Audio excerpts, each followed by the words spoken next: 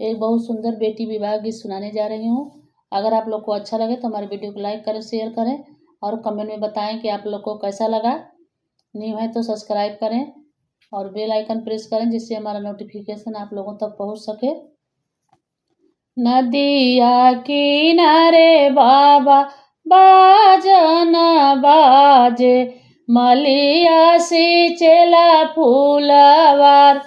नदिया किनारे बाबा बाजन बाजे, मलिया सिंचेला फूलवार।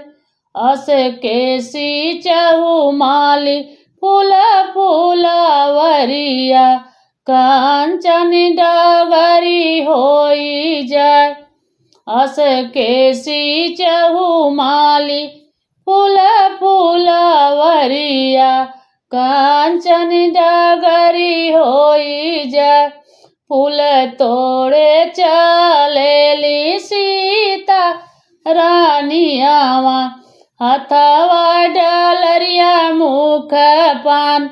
फूल तोड़े चलेली सीता रानियावा, हथवा डलरिया मुख पान।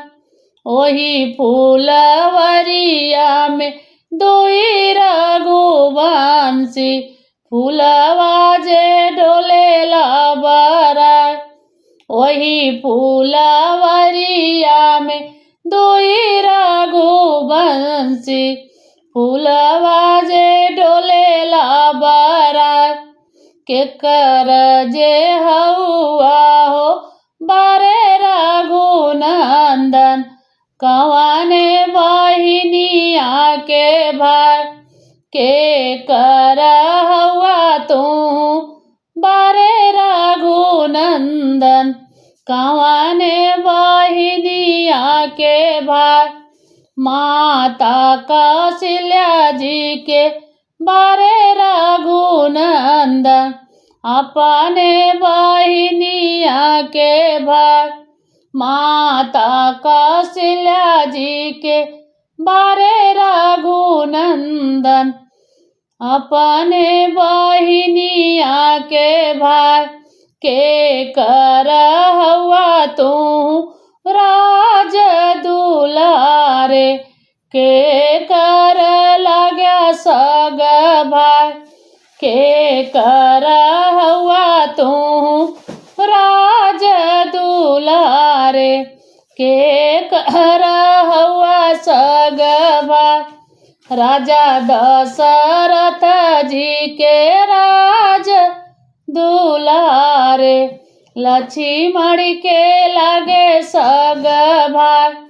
राजा दशरथ जी के राज दुलारे, लक्ष्मण के सग भाई।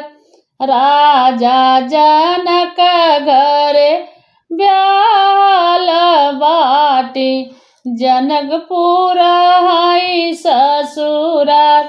राजा जनक घरे ब्याल बाटी, जनकपुर हई ससुराल। हसेली सीता हो भुइया लोटी जाली, हृदय पर हाथ लगाए। हसेली सीता हो भुइया लोटी जाली, हृदय पे हाथ लगाए। राजा जनक जी के हमाही जे बिटिया हो, कैसे भयल ससुराल। राजा जनक जी के हमाही जे बिटिया हो, कैसे भयल ससुराल। नदिया के तीरे बाबा बाजन बाजे, मलिया सिंचेला फूलवार। नदिया किनारे बाबा बाजन बाजे, मलिया सिंचेला फूलवार। राजा दशरथ जी के बारे दुलारे, जनकपुर हई ससुरार। राजा जनक जी के बारे दुलारे, जनकपुर हई ससुरार। एतनी बचन सीता सुनहि न पवली, धरली कर जवा पे हाथ। एतनी बचन सीता सुनहि न पवली, धरली कर जवा पे हाथ।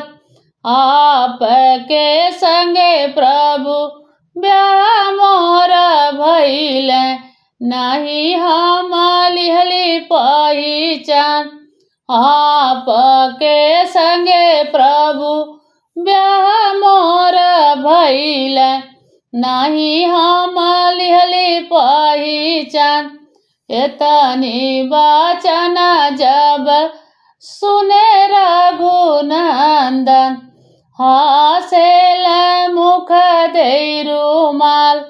एतनी बचन जब सुने रघुनंदन, हासेल मुख दे रुमाल। अपन पतिय तू नहीं चिन्हलु सीता, कैसन तिरिया हमार। अपन पतिय तू नहीं चिन्हलु सीता, कैसन तिरिया हमार। नदिया के तीरे बाबा बाजन बाजे, मलिया सींचेला फूलवा।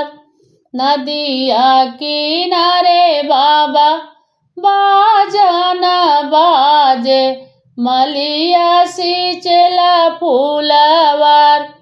अगर हमारा विवाह गीत अच्छा लगे तो कमेंट में ज़रूर बताइएगा। आप लोग को कैसा लगा हमारा विवाह का गीत।